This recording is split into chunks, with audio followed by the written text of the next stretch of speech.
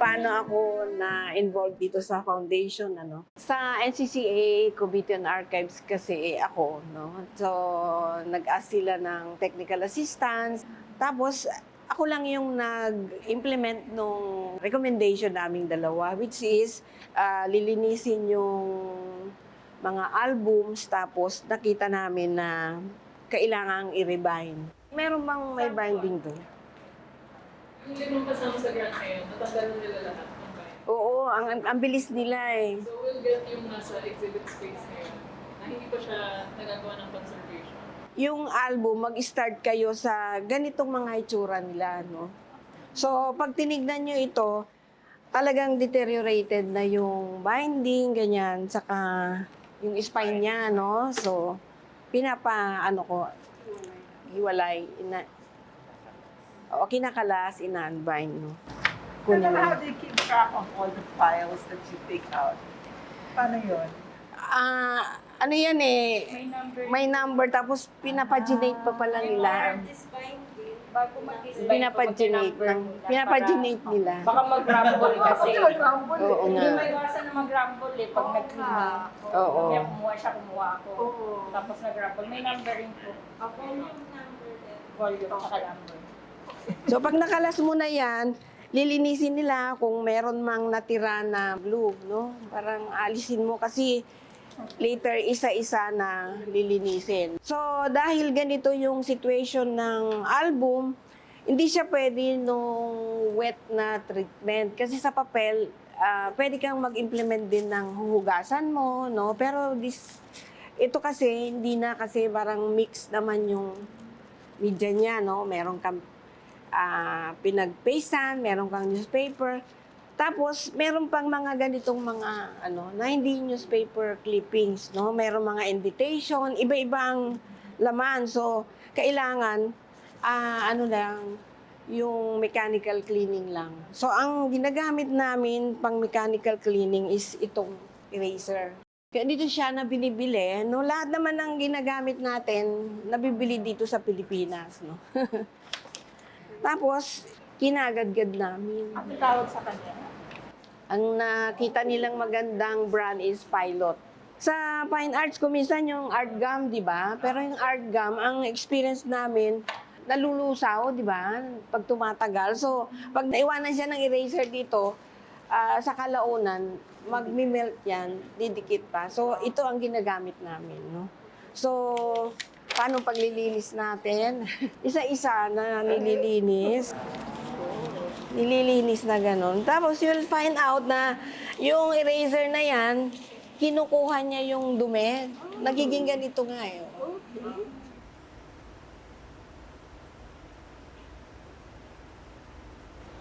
Tapos ibra-brush, yung brush natin. Ibra-brush natin, ganun. Ayan o, madumi na, di ba? Per page. Oh, per page.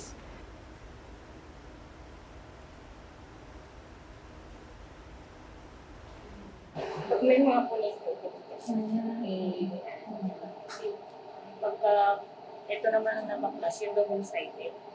Ginagamit ko yung brown.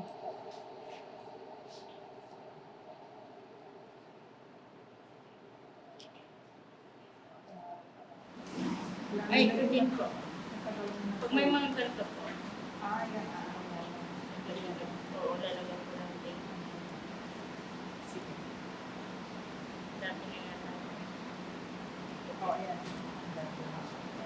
O tapos pag malinis na, yun na yung ini-encapsulate namin sa mylar sheet.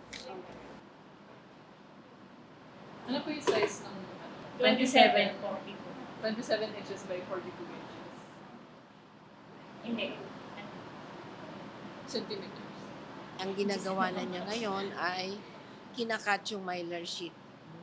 Yung mylar sheet, ito ang ginagawang parang envelope, i-encapsulate niya yung page ng scrapbook na nilinis na.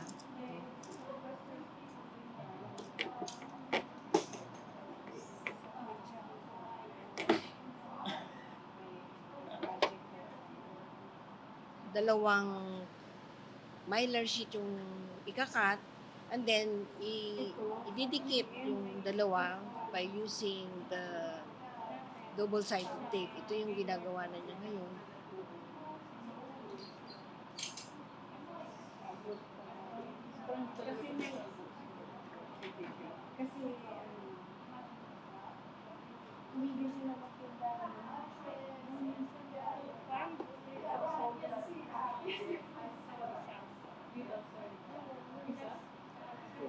Sobrang tipid namin ng gas. Hindi natin.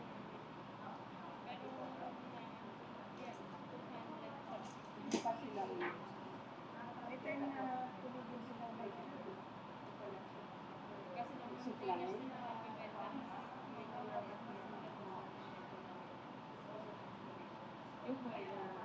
May Ilalagyan niya ng double-sided tape yung tatlong sides. No?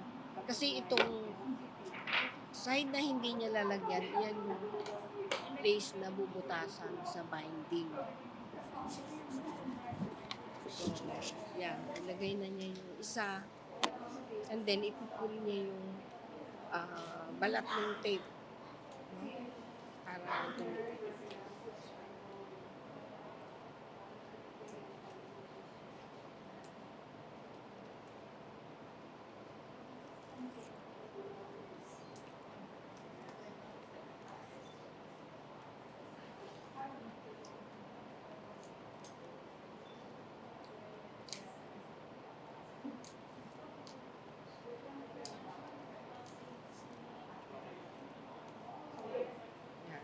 So, after that, pwede na niyang insert yung page na scrapbook.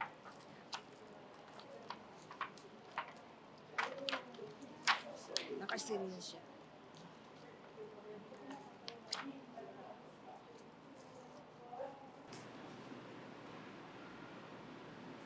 Ito naman, ginagawa na niya yun ng butas yung, yung page.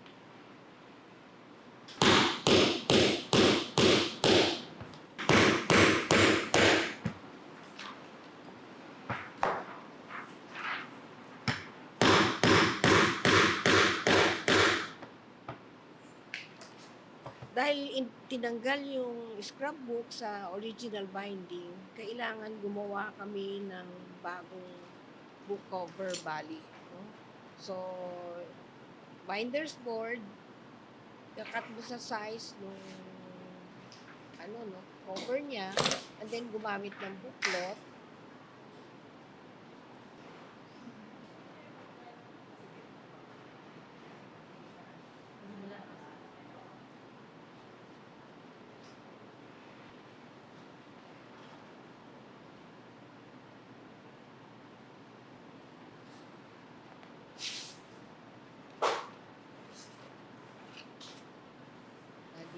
Pina-flat niya para hindi magkabubbles. Tapos may mga strips na nilalagay para dun sa mamaya ipo-fold dun sa sa spine.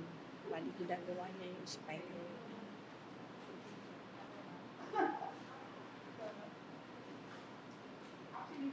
So, itong yung ginawa namin na binding para kami na yung nag-design kung paano gagawin.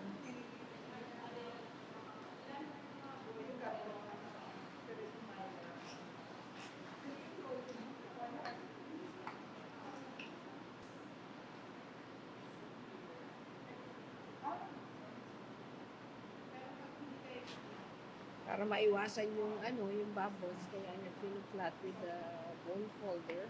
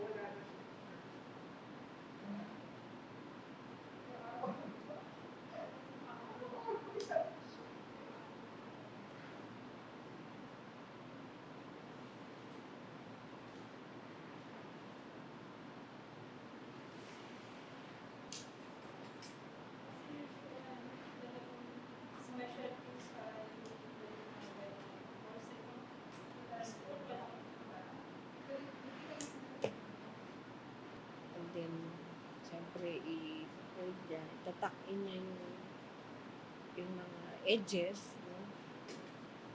Parang ganito rin yung pagbabind sa libro.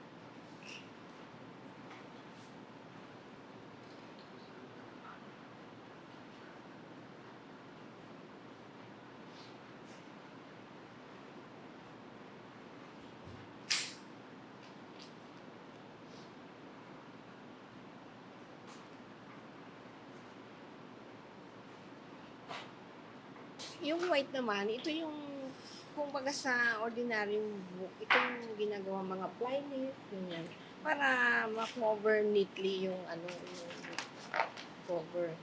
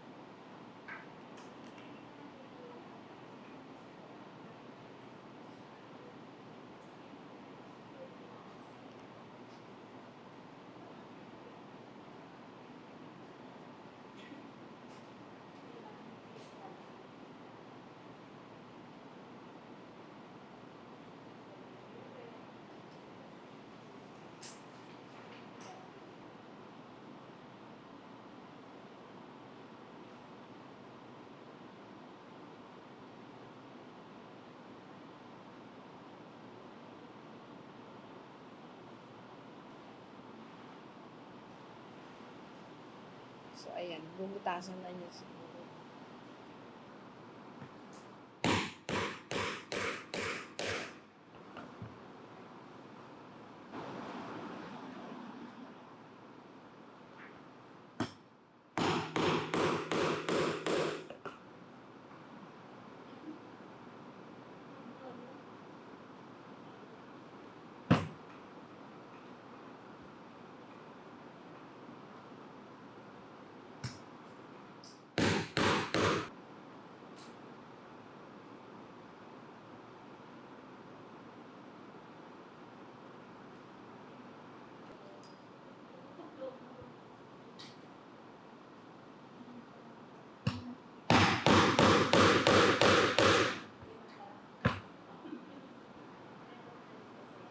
Tapos merong steel post.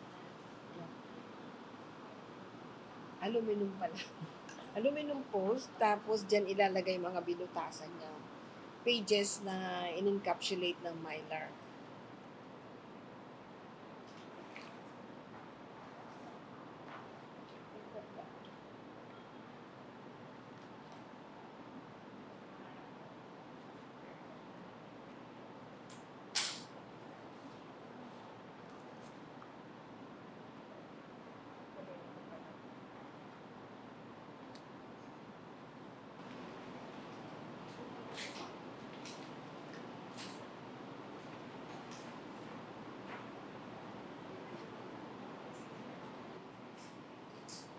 So, ito namang mga strips, sinisingit yan kasi may tendency na mas baba yung isang side dahil walang laman na document, di ba? Mas makapal yung, syempre may document. Lalagyan mo ng mga parang buffer strips para maging pantay yung height ng both sides. Dahil ang original niya, walang mylar, no? Yung mylar sheet, yun ang nagpakapal nung scrapbooks. And then, yung aluminum post, hindi niya kayang dalhin yung makapal.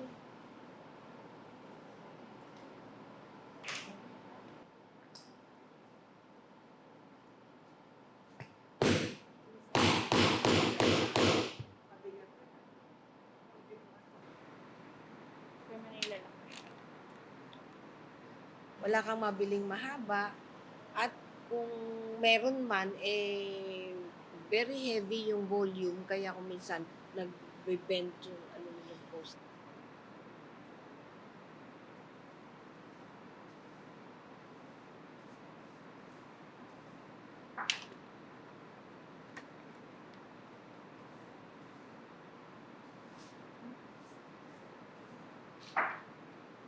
So, ginawa ni na Lani, ni na Clavel, hinati nila.